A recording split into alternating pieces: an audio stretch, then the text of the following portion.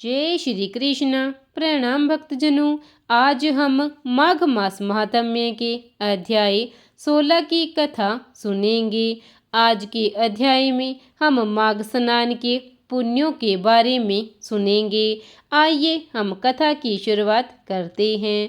कार्तवीर्य जी बोले कि हे विप्र, श्रेष्ठ किस विधि से वैश्य माघ स्नान के पुण्यों से पापों से मुक्त होकर दूसरे के साथ स्वर्ग को गया, सो मुझसे कहिए। तब दत्तात्रेय जी कहने लगे कि जल स्वभाव से ही उज्जवल, निर्मल, शुद्ध, मलनाशक और पापों को धोने वाला है। जल सब प्राणियों का पोषण करने वाला है, ऐसा वेदों में कहा गया है। मकर के सूर्य माघ मास में गऊ के पैर डूबने योग्य जल में भी स्नान करने से मनुष्य स्वर्ग को प्राप्त होता है। यदि सारा मास स्नान करने में असक्त हो तो 3 दिन ही स्नान करने से पापों का नाश होकर स्वर्ग प्राप्त होता है।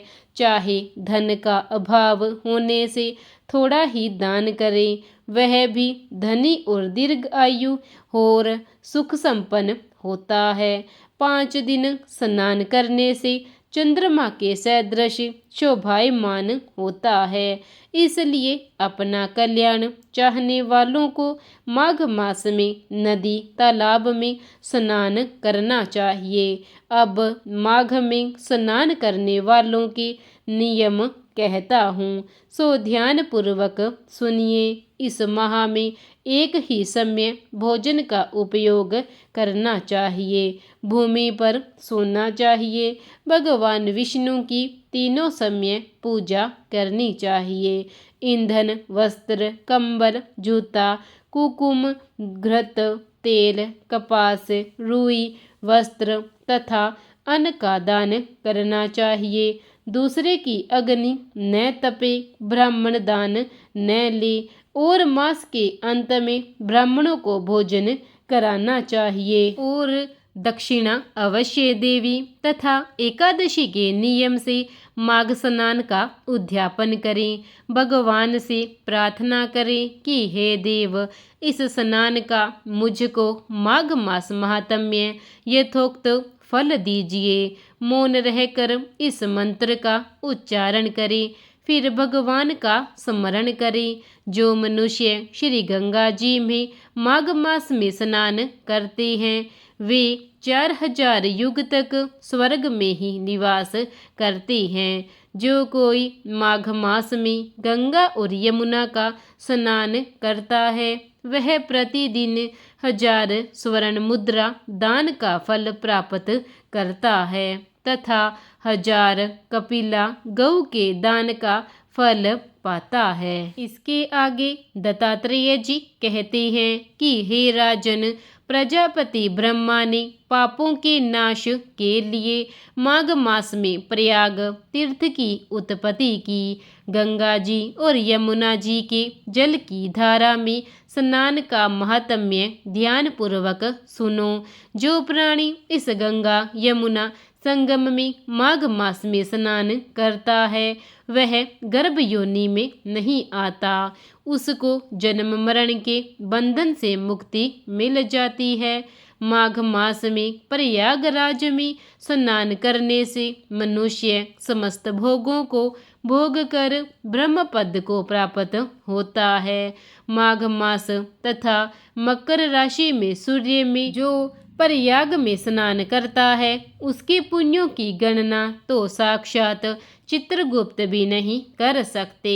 100 वर्ष तक निराहार रहकर जो पुण्य प्राप्त होता है वही फल माघ मास में स्नान, दान, जप, तप तथा माघ मास महात्म्य सुनने तथा माघ मास में 3 बार प्रयाग में स्नान करने से होता है।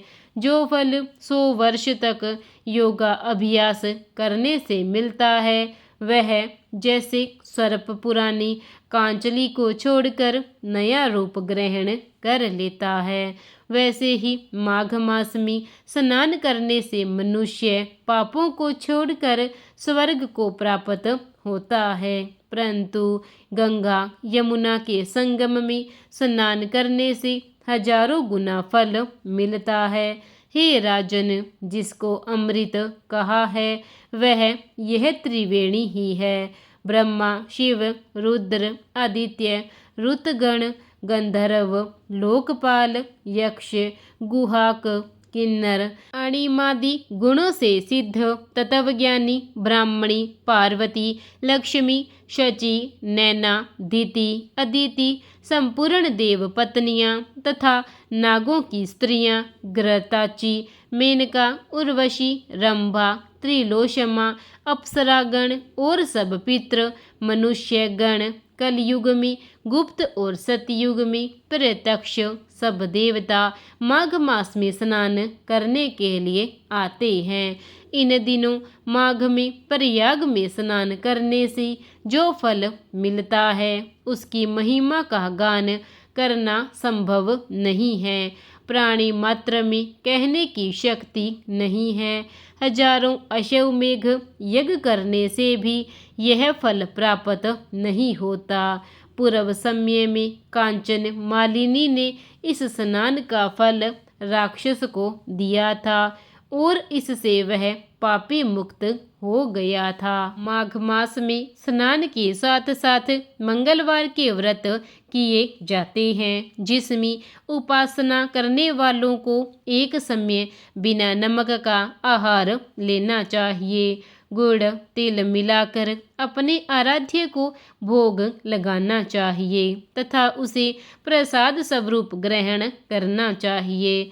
जरूरतमंदों एवं समाज के असहाय लोगों को अन्न एवं गर्म वस्त्रों का दान करना चाहिए। इस प्रकार दान करने से पुण्य के साथ साथ नर सेवा नारायण सेवा का भी उदात्त भाव समाज में फैलता है। महाभारत में भी कहा गया है कि माघ मास में जो तपस्वियों को तिल दान करता है वह नरक का दर्शन नहीं करता। माघ मास की द्वादशी तिथि को दिन रात उपवास करके भगवान माधव की पूजा करने से उपासक को राजसूय यज्ञ का फल प्राप्त होता है। अतः इस प्रकार माघ स्नान की अपूर्व महिमा है। इस मास की प्रत्येक तिथि पर्व है। यदि असक्त स्थिति के कारण पूरे महीने का नियम न निभा सके तो शास्त्रों ने यह भी व्यवस्था दी है कि 3 दिन अथवा 1 दिन माघ स्नान का व्रत का पालन करें। मास पर्यंत स्नान संभवति तु त्र्यंबकः वा संन्यान्यात्, अर्थात माघ मास में पूर्णिमा को जो व्यक्ति ब्रह्मा वैवर्त पुराण का दान करता है उसे ब्रह्मलोक की प्राप्ति होती है। यहाँ ध्यान देने योग्य बात यह है कि माघ में ब्रह्मा वैवर्त पुराण की कथा सुननी चाहिए। यह संभव न हो सके तो माघ मास महात्म्य अवश्य सुने। अतः इस मास में स्नान, दान, उपवास और भगवान माधव की पूजा अत्यंत फलदायी होती है। माघ मास की अमावस्या को प्रयागराज में स्नान से अनंत पुण्य प्राप्त होते हैं। वह सब पापों से मुक्त होकर स्वर्ग में जाता है। इसी प्रकार माघ मास महात्म्य के अध्याय 16 का यहीं पर समापन होता है। कल हम अध्याय 17 की कथा सुनेंगे। तब तक के लिए प्रेम से बोलिए विष्णु महाराज की जय। जय श्री कृष्ण। प्रिय भक्तजनों, अगर आपको कथा अच्छी लगी हो तो कथा को लाइक और चैनल को सब्सक्राइब जरूर करें। धन्यवाद।